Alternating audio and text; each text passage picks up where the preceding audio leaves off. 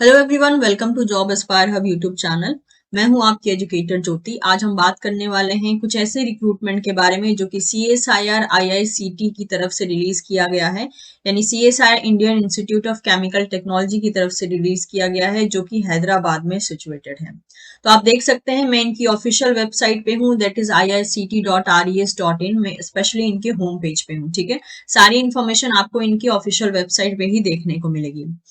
तो ये जो मौका है, यानी ये जो रिक्रूटमेंट ये कर रहे हैं ना, अगर इस रिक्रूटमेंट में समहाउ जो है आप एक तरीके से क्वालिफाई हो जाते हैं या सेलेक्ट हो जाते हैं, तो आपको एक अच्छा खासा एक्सपोजर मिलेगा। और जितने ड्यूरेशन के लिए ये एक तरीके से आपको हायर करेंगे, उस ड्यूरेशन में जो है आपको एक्सपीरियंस करने का मौका बहुत अच्छा मिलेगा। ये जो पोस्ट है, ये टेम्परेरी पोस्ट रहने वाली है, परमानेंट पोस्ट नहीं रहने वाली है। तो अगर आप एक ऐसे कैंडिडेट है कि जो समहाउ एक्सपीरियंस लेना चाहते हैं, तो उस मामले में जो है आपके लिए ये गोल्डन अपॉर्चुनिटी हो सकती है। इसमें किसी भी टाइप का आपको फी नहीं पे करना है, किसी भी टाइप का आपको एग्जाम नहीं देना है, मेक श्योर। ठीक है, ऐसा इन्होंने कुछ भी मेंशन नहीं किया है कि फी आपको पे करना है, एग्जाम देना है। तो फिर आपका सिलेक्शन किस बेसिस पे होगा? आपको जो है इनका इंटरव्यू डायरेक्टली अटेंड करना है। इनफैक्ट कोई ऑनलाइन एप्लीकेशन फॉर्म भी आपको सबमिट नहीं करना है। इन्होंने एप्लीकेशन फॉर्म जो पब्लिश किया है उसको भरना है, और भर के जो है आपको डायरेक्टली वॉक इन इंटरव्यू में अपीयर होना है, यानी डायरेक्टली जो है इनके इंस्टीट्यूट में जाके आपको इंटरव्यू देना है। तो इंटरव्यू के बेसिस पे सिलेक्शन होने वाला है, और किसी किसी पोस्ट के लिए अगर जरूरत होती है तो स्किल टेस्ट भी लिया जा सकता है। ये थे सारे के सारे की डिटेल्स। सैलरी के बारे में भी हम बात करेंगे, क्योंकि मल्टीपल पोस्ट है। तो मल्टीपल पोस्ट के अकॉर्डिंग सैलरी जो है लगभग दैट इज 42,000 से स्टार्ट होके प्लस HRA 42,000 से स्टार्ट होके लगभग जो है 18,000 तक के पोस्ट जो है यहाँ पे, मतलब कि ऐसे पोस्ट जिसमें कि 18,000 प्लस HRA आपको मिलेगा, ऐसे भी पोस्ट अवेलेबल है। तो हाई पेइंग पोस्ट भी अवेलेबल है और मीडियम पेइंग पोस्ट भी अवेलेबल है। लेकिन ऑब्वियसली आप समझ सकते हैं कि जिस पोस्ट में आपको हाई पेमेंट मिल रही है, उस केस में आपका क्वालिफिकेशन भी हाई होगा, और जिस पोस्ट में आपको जो सैलरी है वो मीडियम बेसिस पे मिल रही है, तो वहां पे क्वालिफिकेशन भी उसी टाइप से मांगा जाएगा। बात करते हैं कि इसके लिए कौन से स्टूडेंट दैट इज इस फॉर्म को अप्लाई कर सकते हैं या फिर इंटरव्यू दे सकते हैं। तो ये जो पोस्ट निकली है, इसमें कुछ पोस्ट ऐसे हैं जिसमें कि आपको एक्सपीरियंस की जरूरत पड़ेगी। ठीक है, कुछ पोस्ट में एक्सपीरियंस चाहिए, और कुछ पोस्ट में जो है फ्रेशर अप्लाई कर सकते हैं। तो जब मैं आपको इसका सारा डिटेल बताऊंगी, तो वहां पे मैं मेंशन करते हुए चलूंगी कि कहाँ पे एक्सपीरियंस चाहिए, कहाँ पे फ्रेशर्स अप्लाई कर सकते हैं। तो ये था सारा का सारा डिटेल। काफी ऐसे पोस्ट है जहां पे फ्रेशर अप्लाई कर सकते हैं।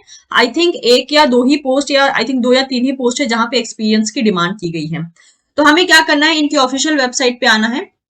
आप देख सकते हैं यहाँ पे करियर का ऑप्शन है। ठीक है, हम इस पे क्लिक करेंगे। चलिए, इस पे जब हम क्लिक करते हैं तो हमारे सामने एक और पेज ओपन हो जाता है।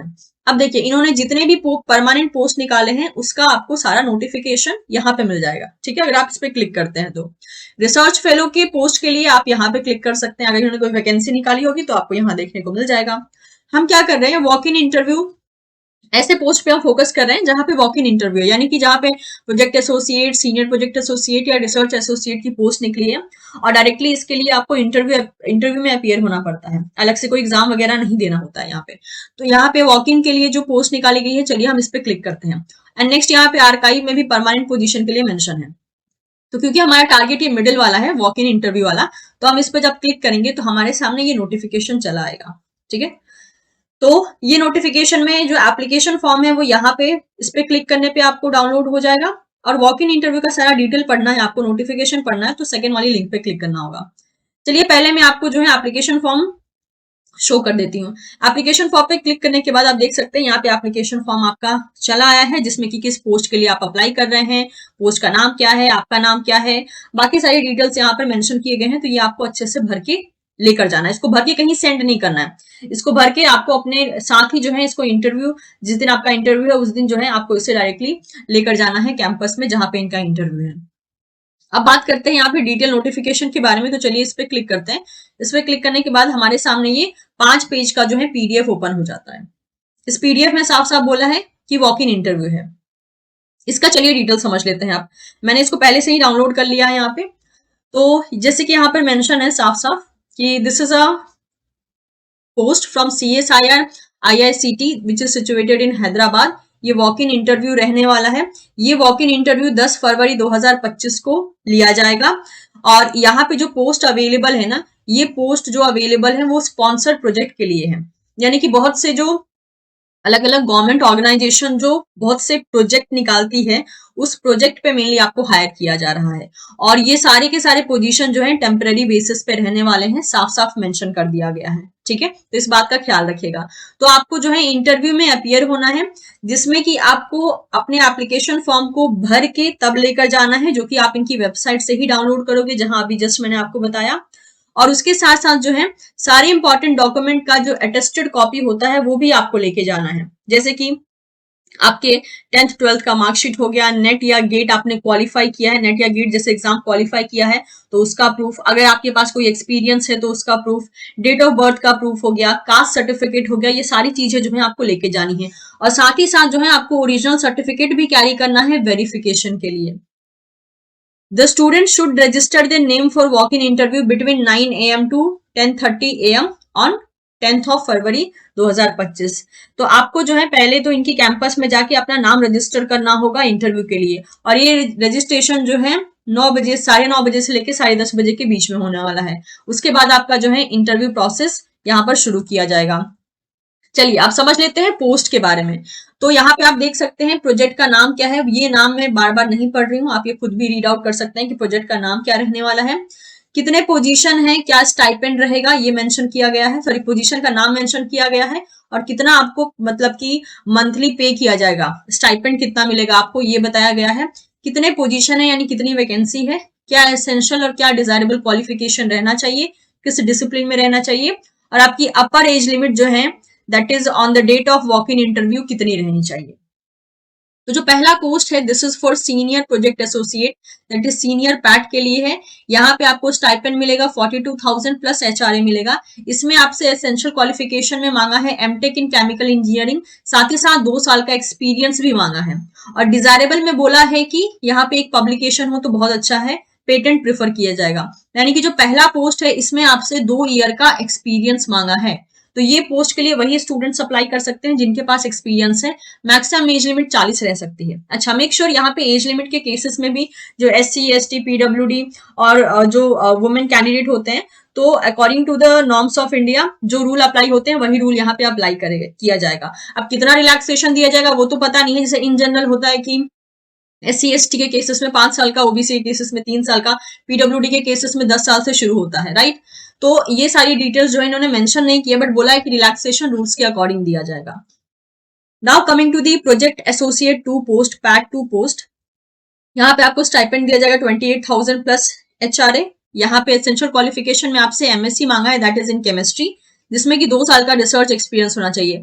तो यहाँ भी इस पोस्ट के लिए जो है केमिस्ट्री के स्टूडेंट्स अप्लाई कर सकते हैं, 2 साल का रिसर्च एक्सपीरियंस मांगा है। या फिर एम फार्मा के आप स्टूडेंट हैं, that is M pharma in pharmaceutical analysis, और यहाँ भी 2 साल का एक्सपीरियंस मांगा है।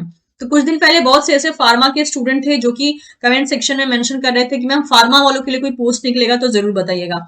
तो ये जो पोस्ट है इसमें फार्मा वाले भी एलिजिबल हैं, ठीक है। लेकिन आपको एक्सपीरियंस यहाँ पे चाहिए, पहले वाले पोस्ट के लिए भी एक्सपीरियंस चाहिए, दूसरे वाले के लिए भी चाहिए। मैक्सिमम एज लिमिट यहाँ पे 35 रह सकती है। अच्छा, पहला वाला पोस्ट में एक ही वैकेंसी है, दूसरे वाले पोस्ट में भी एक ही वैकेंसी है। Coming to the third post जो कि प्रोजेक्ट एसोसिएट 2 का पोस्ट, 28,000 प्लस एचआरए आपको मिलेगा। यहाँ पे एसेंशियल क्वालिफिकेशन में मांगा है आपसे BTech in mechanical, chemical, civil, electronics, electrical safety, fire engineering, और इसमें 2 साल का एक्सपीरियंस ही मांगा है। यानी कि थर्ड पोस्ट के लिए भी एक्सपीरियंस मांगा है, और साथ ही साथ आपका 35 मैक्सिमम एज लिमिट रहना चाहिए। एक ही पोस्ट यहाँ पे अवेलेबल है। जो तीसरा पोजीशन है दैट इज प्रोजेक्ट एसोसिएट 1 का पोस्ट।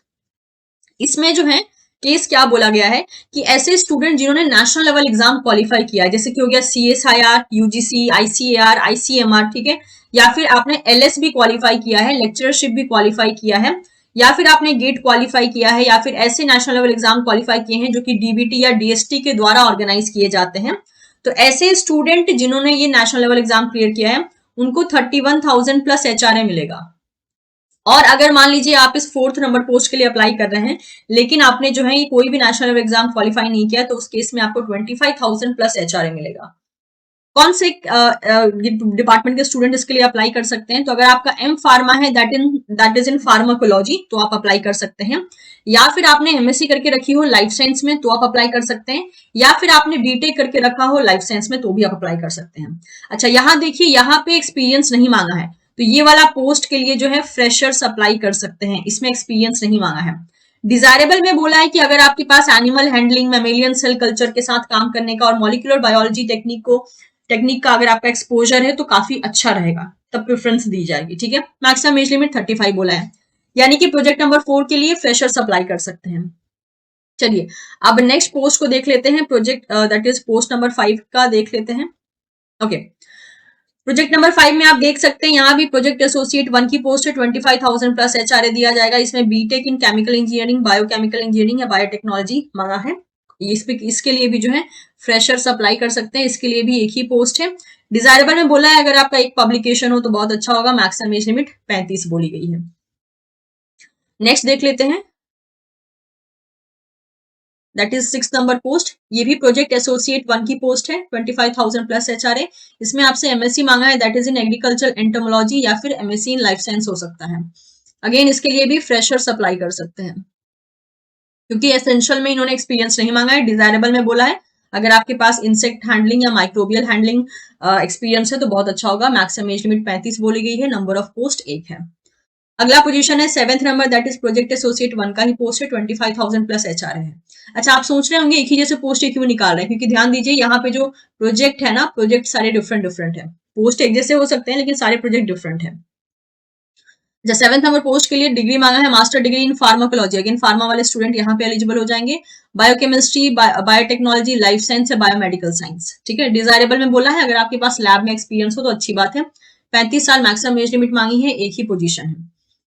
अगला again 8th number post, that is project associate 1 का पोस्ट है, 25,000 प्लस एचआरए। इसमें आपसे मांगा है एमएससी इन ऑर्गेनिक केमिस्ट्री, एक ही पोस्ट है। और डिजायरेबल में मांगा है कि 2 साल का अगर आपके पास एक्सपीरियंस हो तो अच्छा होगा, 35 साल मैक्सिमम एज लिमिट है। 9th नंबर पोस्ट देखिए, अगेन प्रोजेक्ट एसोसिएट 1 की पोस्ट है, सेम स्टाइपेंड रहने वाला है। इसमें मांगा है MSc in all branches of chemistry, किसी भी ब्रांच ऑफ केमिस्ट्री में आपका मास्टर हो सकता है, चाहे पॉलीमर साइंस हो, forensic science, nano material, BTech in chemical engineering या मटेरियल साइंस, ये वाले स्टूडेंट्स एलिजिबल है। अगेन ऊपर वाले केस में भी फ्रेशर्स एलिजिबल थे, इस वाले केस में भी फ्रेशर्स एलिजिबल थे, और इस वाले केस में भी फ्रेशर एलिजिबल है। ठीक है, क्योंकि हर जगह इन्होंने एक्सपीरियंस डिजायरेबल में मांगा है। अच्छा, डिजायरेबल में बोला है कि नेट और गेट क्वालिफाइड हो तो ज्यादा प्रेफरेंस दी जाएगी। अगेन 35 ईयर्स यहाँ पे मैक्सिमम एज लिमिट रखी गई है। 10th वाला है देखिए, प्रोजेक्ट एसोसिएट 1 का पोस्ट है, सेम स्टाइपेंड रहने वाला है। BTech in mechanical, chemical, environmental engineering मांगा गया है। डिजायरेबल में आपसे जो है अगेन एक्सपीरियंस की बात की गई है। मैक्सिमम एज लिमिट 35 है। दोनों ही पोस्ट के लिए एक वैकेंसी अवेलेबल है। तो अभी तक हम बात कर रहे थे प्रोजेक्ट एसोसिएट पोस्ट के बारे में। Now coming to the 11th number post, जो कि है प्रोजेक्ट असिस्टेंट 2 का पोस्ट। इसमें 20,000 आपका मंथली स्टाइपेंड प्लस एचआरए मिलेगा। इसमें आपसे बीएससी इन कंप्यूटर मांगा है। अगेन इसके लिए भी फ्रेशर्स अप्लाई कर सकते हैं, और इसमें तो खाली बीएससी इन कंप्यूटर बोला है। ठीक है, और डिजायरेबल में बोला है कि अगर आपके पास एमएस ऑफिस का नॉलेज हो, प्रोफिशिएंसी हो कंप्यूटर में तो ज्यादा अच्छा होगा। 35 साल मैक्सिमम एज लिमिट हो सकती है। अगेन है अगला प्रोजेक्ट असिस्टेंट 2 का पोस्ट, 20,000 प्लस एचआरए आपको मिलेगा। इसमें बीएससी डिग्री मांगा है, जिसमें कि केमिस्ट्री आपने पढ़ा हुआ हो, और 3 साल का या फिर डिप्लोमा आपके पास हो सकता है, that is in chemical, civil, mechanical, electrical, electronic, safety या फायर इंजीनियरिंग में।